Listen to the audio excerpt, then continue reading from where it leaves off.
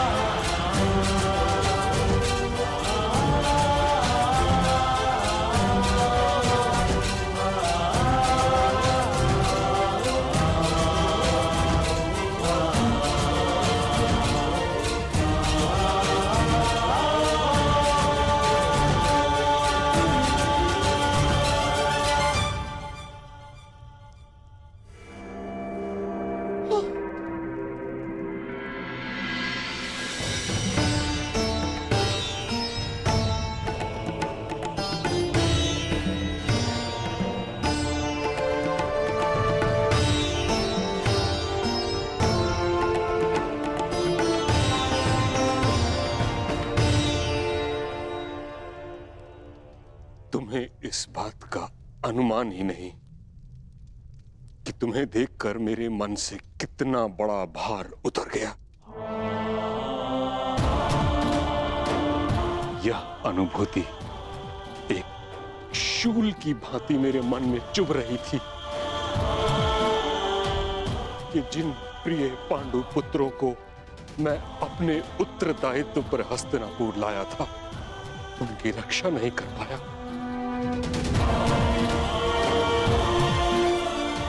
इस समय तुम सबको सकुशल देखकर तुम अनुमान नहीं लगा सकते कि मुझे कितनी प्रसन्नता हो रही है।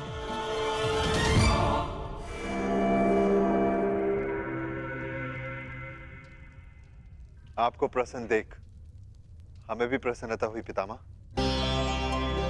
हस्तिनापुर में स्वागत है युवराज।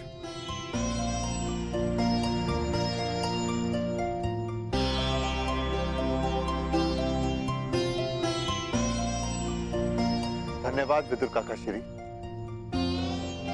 आप हमारे साथ नहीं थे, परंतु आपकी मंगल कामना सदैव हमारे साथ थी।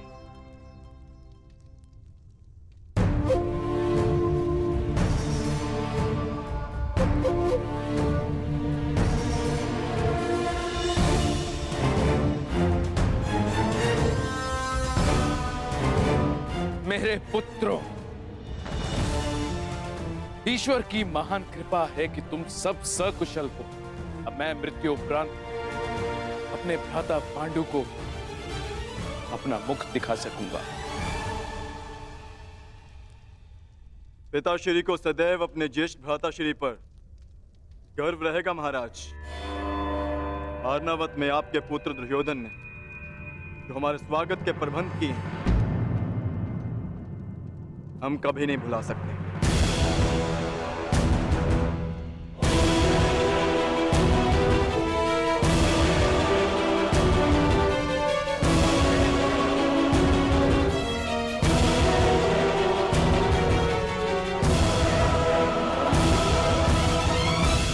पुत्र युधिष्ठिर, एक प्रश्न मेरे मन को व्यथित कर रहा है। तुम सब जब वर्णावत की दुर्घटना में सुरक्षित थे तो हस्तिनापुर क्यों नहीं चले आए?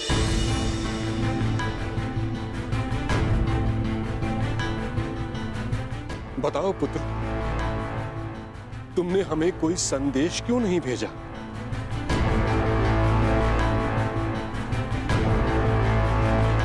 युधिष्ठिर, इतना मैं जानता हूं कि भयभीत तुम किसी से हो नहीं और असत्य तुम कहोगे नहीं।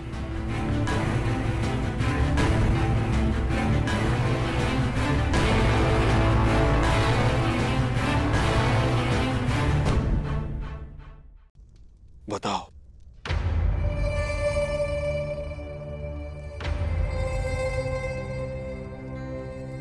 हम आपको कष्ट नहीं देना चाहते थे पितामह,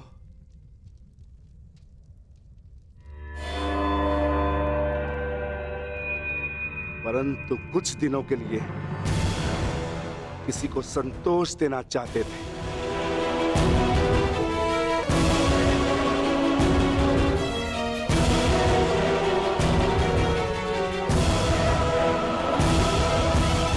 भीम का तात्पर्य यह है कि हम माता श्री को संतोष देना चाहते थे, क्योंकि माता श्री हस्तिनापुर में नहीं आना चाहती थी।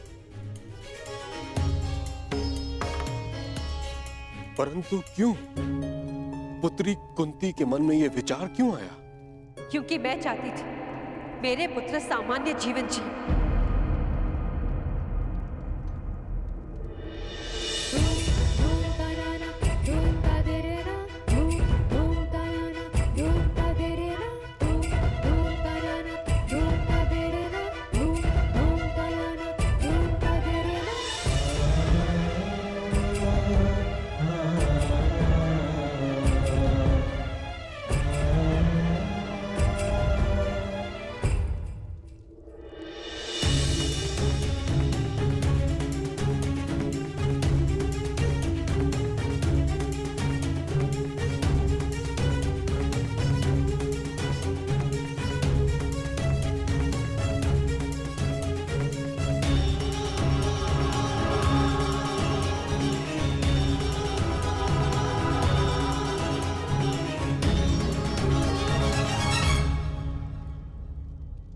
राजसी जीवन और राजनीति से मेरा मन विरक्त हो चुका है ताजश्री। तो लौटी क्यों? वन में भटकती रहती, मन विरक्त हो गया था। पुत्री कुंती, मैं इस बात से परिचित हूं कि पुत्र पांडु के स्वर्गवास के पश्चात तुम्हारा मन विरक्त हो गया है, परंतु इस कारण तुम अपने पुत्रों को उनके प्रारब्ध से वंचित तो नहीं कर सकती। हस्तिनापुर को उसके भविष्य से वंचित नहीं कर सकती।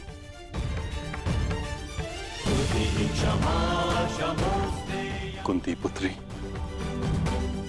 सिंह बछड़े की भांति नहीं जी सकते, उन्हें वन का राजा बनना ही होता है।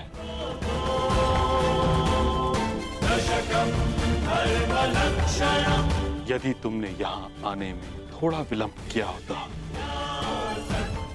तो यहां घोर अनर्थ हो जाता।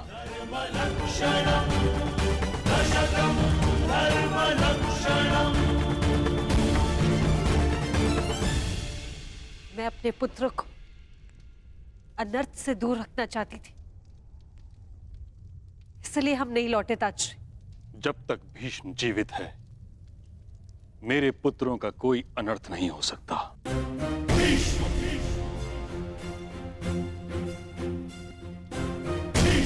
यदि कोई अनर्थ का बाण उनकी ओर आएगा, तो उसे सर्वप्रथम भीष्म की ढाल का सामना करना होगा।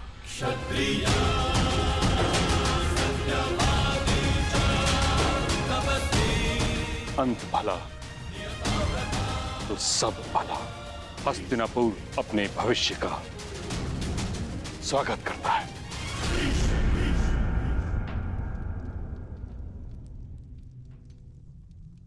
किंतु ये तो बताओ पुत्रों, वारणाव्रत से जाने के पश्चात क्या हुआ? कहाँ रहे तुम लोग? होना क्या है? सूर्य के तेज को मेघ कब तक रोकेगा? अंगराज ने अभी बताया किस प्रकार अर्जुन ने अपने पौरुष और कौशल का प्रदर्शन किया। और स्वयंवर में पांचाली को जीत लिया।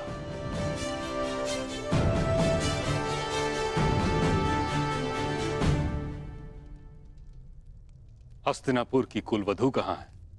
उसे संग नहीं लाए।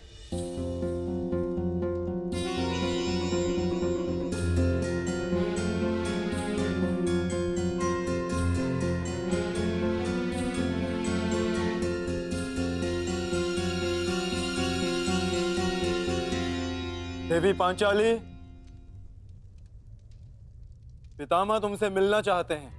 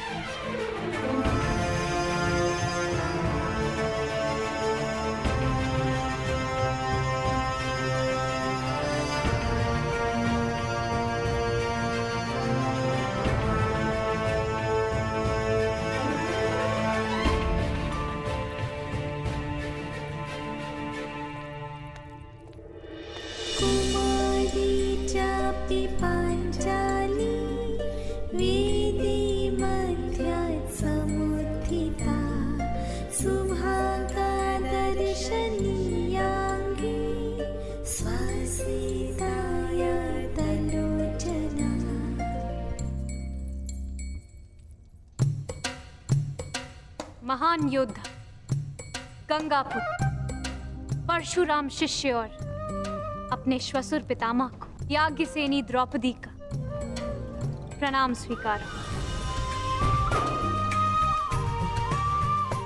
अपने परिचय के लिए जिन शब्दों का चयन तुमने किया है यज्ञसेनी, उससे तुम्हारे गुण, तुम्हारा ज्ञान, बड़ों का आदर और तुम्हारे चरित्र की श्रेष्ठता सिद्ध होती है।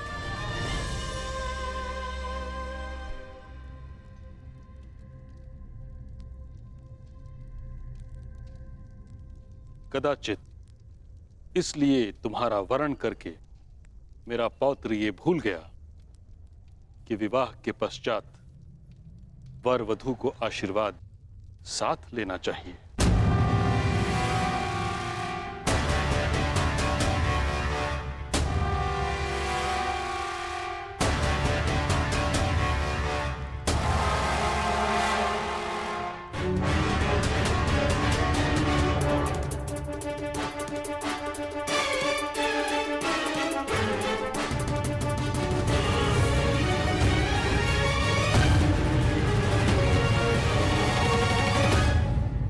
विवाह के पश्चात वर वधू को आशीर्वाद साथ लेना चाहिए।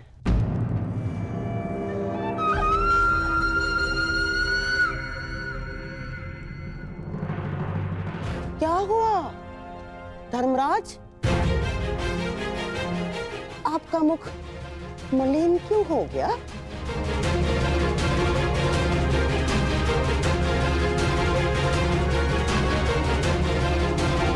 अर्थात कुछ कहना चाह रहे हो?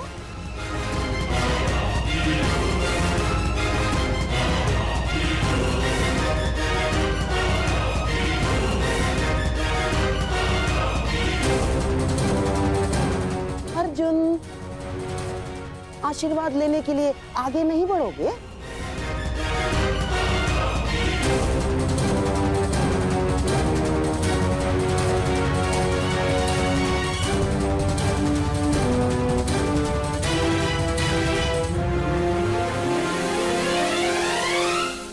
परंतु पितामह, पंचाली केवल अर्जुन की पत्नी नहीं है।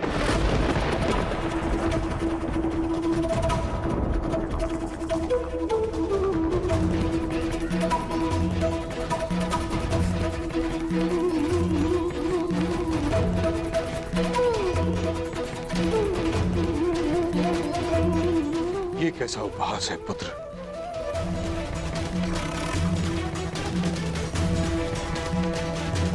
अर्जुन ने पांचाली का स्वयंवर जीता है, उसका वरण किया है।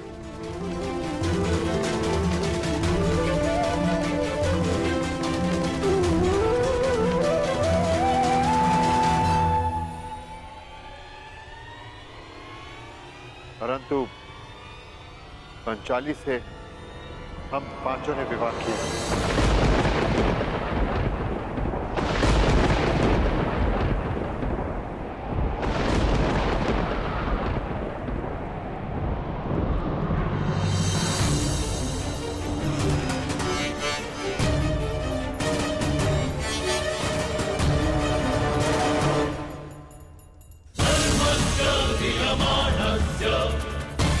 अब देखो कैसे इस युधिष्ठिर का मुकुट छीनता हूं मैं। ये क्या कर दिया तुम लोगों ने?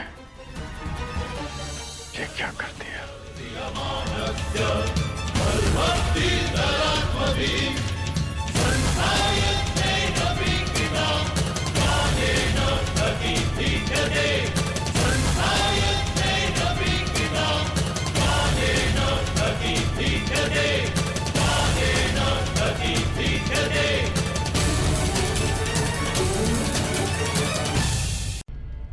मेरा आपसे निवेदन है कि आप उन्हें मुकुट पहना दें। क्या तुम्हारे पास कोई साक्ष्य है अंगराज? महाराज, जो मेरे बाणों को काट सके वो केवल अर्जुन के ही बाण हो सकते हैं।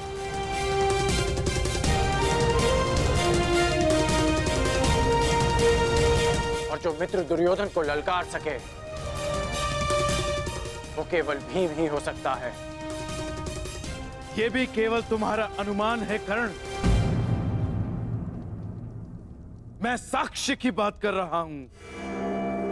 कभी कभी अनुमान भी सत्य सिद्ध होते हैं महाराज। मेरा प्रश्न ये है विदुर, यदि पांडव जीवित हैं तो वो अभी तक हस्तिनापुर क्यों नहीं आए? इतने समय तक छिपे क्यों रहे? क्या कोई उत्तर है तुम्हारे पास?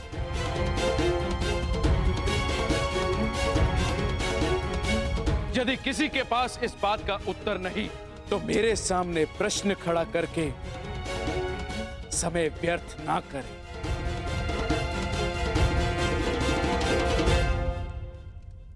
तो मेरा निर्णय है कि दुर्योधन का राज्य अभिषेक होगा।